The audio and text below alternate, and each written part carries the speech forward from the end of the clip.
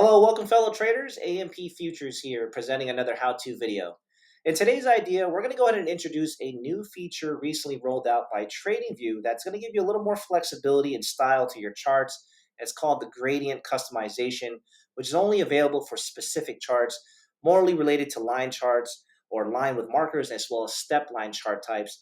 And now you can apply this particular gradient feature to your line charts, as I just mentioned, which is going to visually highlight areas from lower to higher values within the visible range, or just give your chart a more polished and modern look.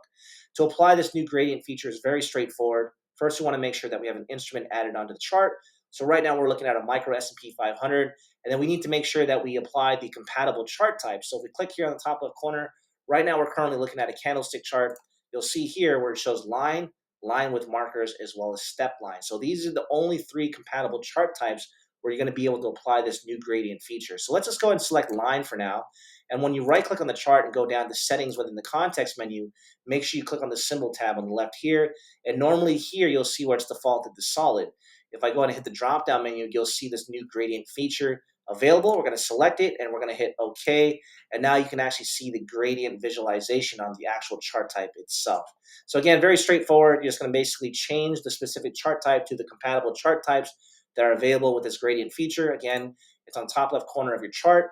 It's either line, line with markers, step line. So let's just, for example, choose line with markers. Notice it defaults back to the solid state.